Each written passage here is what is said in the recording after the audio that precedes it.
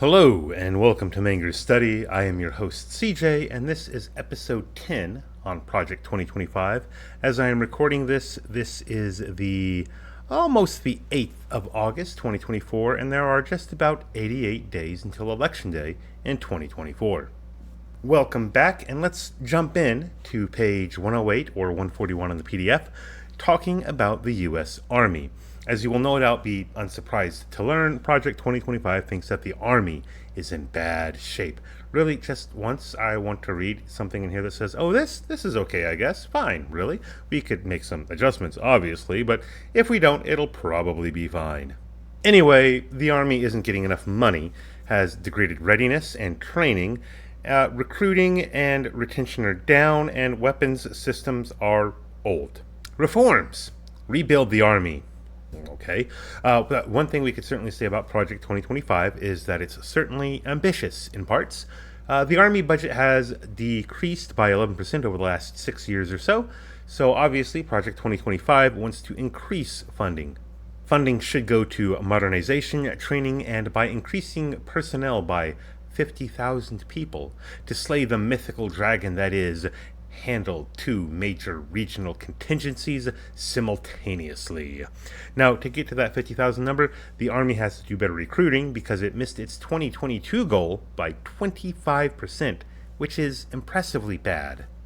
Project 2025 also wants to increase supplies, stockpiling, and training to, quote, focus on deployability and sustained operation, unquote. Project 2025 wants to transform Army culture and training, reiterating the earlier point on social issues with a desire to, quote, stop using the Army as a test bed for social evolution, unquote.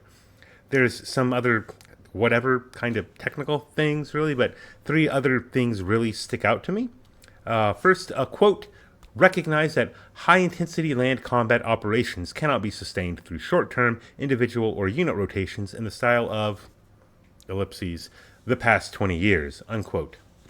Yeah, congratulations. Someone is trying to learn the lessons of Iraq and Afghanistan and, basically all the failures of the last 20 years. Next up, quote, transform how the National Guard is employed during extended operations short of declared war to preclude back-to-back federal and state deployments of National Guard soldiers in order to stabilize and preserve military volunteerism in our communities, unquote. Yeah, everyone, this is why it's important for your state to pass Defend the Guard legislation to prevent feckless federal meddling in the affairs of the various states. For more information, all you got to do is get on your search engine of choice and look for Defend the Guard, and you will find resources that you could possibly help with this endeavor. Finally, quote, address the underlying causal issues driving increasing Army suicide rates, which have surpassed pre-World War II rates and are now eclipsing the rate among civilians. That might have something to do with how the U.S. has engaged in war over the last 20-odd years. Maybe stop engaging in war without end, and then maybe you'll have fewer problems like this. Just a suggestion. Next up, we have the U.S. Navy. Apparently, China can challenge the U.S. Navy in and around China, which is very disturbing to some people, apparently. Okay. Reforms. Build a bigger fleet. Develop unmanned systems, more drones. Make things hit harder and from further away. Reestablish an older, arguably better, way to have authority over Navy stuff. Create an office dedicated to deploying faster. Buy more stuff more quickly. Oh, do better training and stuff. That's the gist of what Project 2025 says. That's about it. Other than the party of fiscal conservatism abandoning any idea of fiscal conservative principles when it comes to military spending, and aside from the China warmongering, nothing much notable or terribly objectionable here. So once again, we have basically culturally conservative Democrats. And it's time for the Air Force. Guess what? China is bad. Also, the Air Force isn't big enough. Reforms? Increase spending. Of course we want to increase spending. That two wars scenario is something that we can achieve, and we are sure of it. I feel like I should explain that a little bit. According to Britannica.com, Quote, the two-theater war model held that the United States should be capable of simultaneously fighting two major conflicts in different parts of the world, unquote. There are some problems with this doctrine. For one, as Britannica also states, this leads to the idea of fighting the last war. You're not interested in making better tactics or better technology to fight a war that is anticipated in the future. Instead, you're concentrating all your efforts on how you would have won or could better have won the last war that you were engaged in. Another problem with this is that it strains the U.S. military budget, and another issue is that it more or less ignores allied armies. So if we're prepared to fight two wars, that means that we're not usually taking into consideration all of our allies' capabilities, which they'll be helping us in most of these wars that we would want to be fighting. Another big issue is how we consistently didn't do all that well meeting the targets for a two-theater war model, and it is rather stressful on the military to attempt to get up to that point of readiness. Oh, and I think the most important problem is that the only countries with whom we would go to any kind of traditional war with are also the ones with nukes, which means that the more prolonged any armed conflict with them goes, the greater the probability of nuclear war. So Project 2025 wants to bring back an outdated and ineffective model for future warfighting. Right? That's what Project 2025 wants.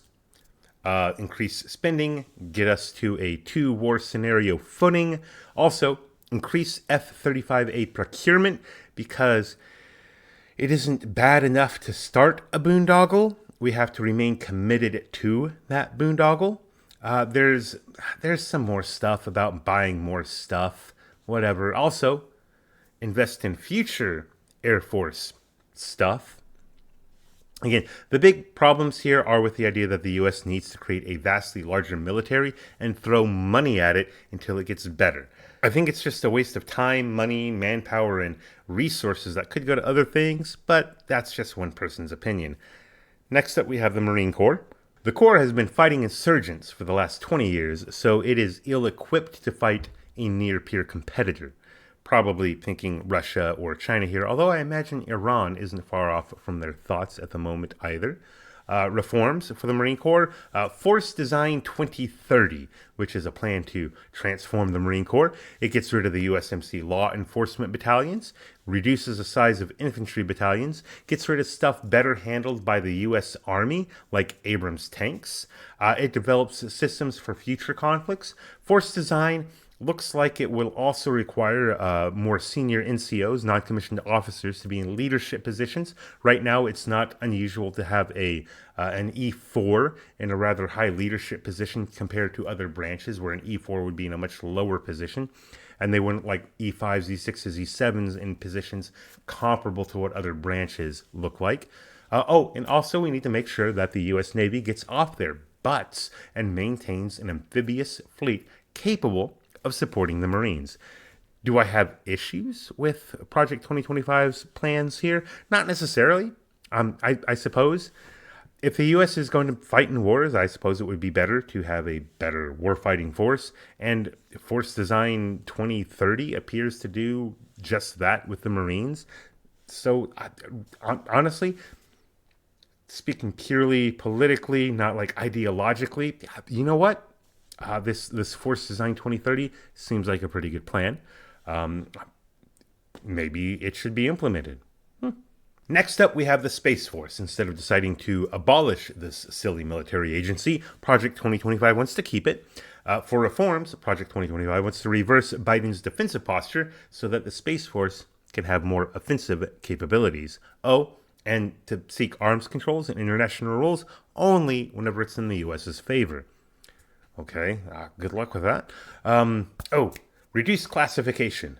This should probably have been in some kind of more general overarching thing, but because the federal government has a general tendency to overclassify everything, Project 2025 also wants to change policies for Space Force because it's not a newborn anymore. I guess it's a toddler now. So U.S. needs toddler policies, not newborn policies for the Space Force.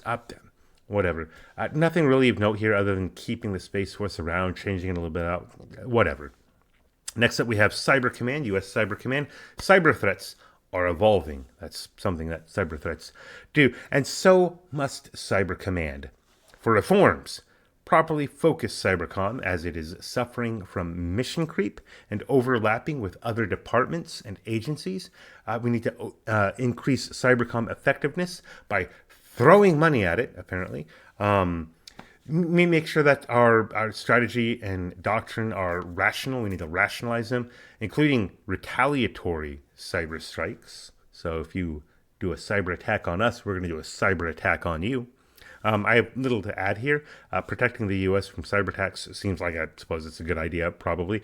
It's a little bit limited, of a limited front in any conflict, hot or cold, but it's probably kind of important to do, so fair enough. All right, now we're looking at Special Operations Forces. Special Ops can be used in counterterrorism and is good at that, sure, but Project 2025 wants to maintain it for great power competition as well. The U.S. should, in fact, use Special Ops proactively against our foes and rivals. Sounds a little bit scary to me, but whatever. For reforms, make irregular warfare a cornerstone of security and strategy and make it a credible deterrence. Cool, whatever. And then counter China's Belt and Road Initiative globally. What? For those who don't know, the Belt and Road Initiative is China throwing money and resources at foreign countries to improve infrastructure in those countries. It's not them being nice, of course, as their attempt to exert more control, more influence over the world. There have been accusations, some credible, some less so, of them using this for some kind of neo-colonialism. But the only real reason that the U.S. has a problem with it, as far as I can see, is because it just steps on the United States' own neo-colonial endeavors. I, for one, don't have much of a problem with the Belt and Road Initiative. That's because I'm not terribly antagonistic towards China, like basically everything I've read in Project 2025 has been. There are certainly issues with the initiative, and there certainly are issues that one can and should have with the Chinese state and government in general, but this is probably one of the least worrying things that you could worry about. Why Project 2025 wants to use special ops for this is puzzling. This seems more like a diplomatic issue than any kind of military issue, outside of possibly a few military concerns. Other than that odd thing, though, there's nothing special or spectacular about Project 2025's idea for special ops. Next section is dealing with nuclear deterrence.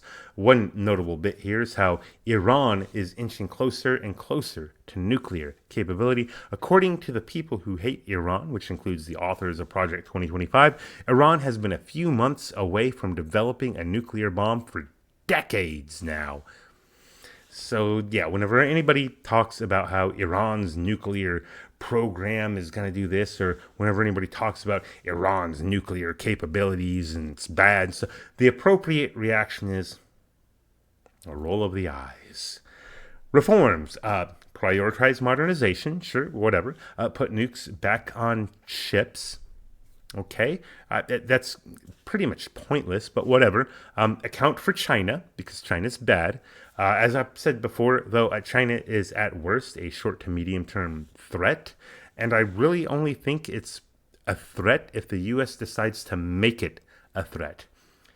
Restore the nuclear infrastructure? Sure, why not? Whatever. Ensure that arms control agreements advance U.S. interests. Okay, so whatever. We're going to throw money at the program, make more nukes, and bluster about China. Whatever. I'm not entirely opposed to, say, modernizing some of the equipment of the nuclear program, but a lot of this seems just like an excuse to throw money at a system that we should hope is never used, but some people seem rather keen on using it. Project 2025 thinks that arms control shouldn't be an end in and of itself, which is fair enough because it isn't. Arms control is a tool to keep the world from escalating to nuclear war, which is also, by the way, in the U.S.'s national interest as well. Finally, in this section, we have missile defense. The U.S. needs to protect itself from new technology made by Russia and, you guessed it, China. There's also some North Korea in there, and the best of all, of course, Iran is capable of striking U.S. and allied assets. There's something very seriously wrong with the imperialist mindset of the U.S. in Project 2025 that they are concerned with the weapons capabilities of a, at best, regional power on the other side of the planet. Reforms: make sure everyone knows how great missile defense is. It's not destabilizing at all and definitely won't lead to any kind of an arms race with anybody.